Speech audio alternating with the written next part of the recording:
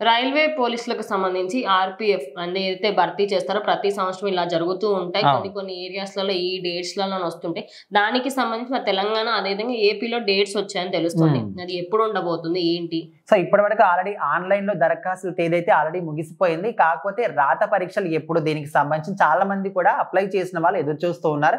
So మొత్తానికి ఇక్కడ railway RPF సంబంధించిన కానిస్టేబుల్ పోస్టుల భర్తీకి రాత పరీక్షల తేదీలు మాత్రం వచ్చేసాయి. సో మార్చి 2 నుంచి 20వ తేదీ వరకైతే ఈ ఎగ్జామ్‌లు అయితే ఉంటాయి. సో ఎవరెవరైతే దీనికి అప్లై చేసుకున్నారో సో ముందుగానే ఆన్‌లైన్‌లోకి వెళ్లి మీ వివరాలు ఏంటి, తొందరలోనే దీనికి సంబంధించిన సెంటర్ ఎక్కడ, ఎప్పుడు వెళ్ళాలి అన్నీ కూడా వివరాలు వస్తాయి. వాటిని చూసుకొని అండ్ 4 రోజుల ముందుగానే మీకు సంబంధించిన ఒక కార్డు కూడా వస్తుంది, ఐడీ కార్డ్. దాన్ని కూడా మీరు తీసుకొని భద్రపరచుకోవాలి.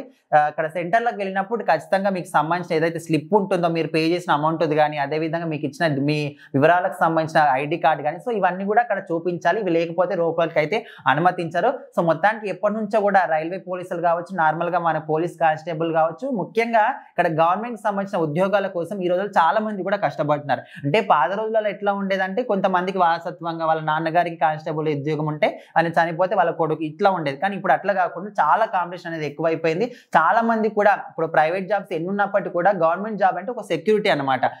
లైఫ్ టైం సెక్యూరిటీ ఉంటుంది కాబట్టి చాలా మంది ఇక్కడ ఈ గవర్నమెంట్ జాబ్ కోసం పోటీ పడుతూ ఉంటారు. సో ఇప్పుడు మాత్రం ఇక్కడ రైల్వే ఉద్యోగాల్లో ముఖ్యంగా ఇక్కడ పోలీస్ కానిస్టేబుల్కి సంబంధించిన ఈ రాత పరీక్షల తేదీలు అయితే వచ్చేసాయి. సో వాళ్ళందరూ కూడా ముందుగానే ఫుల్ గా ప్రిపేర్ అయ్యి ఎలాంటి లోటుపాట్లు లేకుండా చాలా మంది కూడా కొంచెం ఒక్క నిమిషం లేట్ అయినప్పటికీ లోపలికి అనుమతించారు. సో ఇలాంటి రూల్స్ అండ్ రెగ్యులేషన్స్ అన్ని కూడా తెలుసుకొని ముందుగానే మీరు పర్ఫెక్ట్ గా ఆన్లైన్ లో మీరు దరఖాస్తు చేసుకున్నారు కాబట్టి పరీక్ష తేదీలకు కూడా మీరు ఏ విధంగా అయితే అన్ని రూల్స్ అండ్ రెగ్యులేషన్స్ ఉంటాయి అన్ని కూడా పాటించి మీరు మాత్రం పరీక్ష రాసుకొని వాళ్ళైతే చెప్పడం జరిగింది.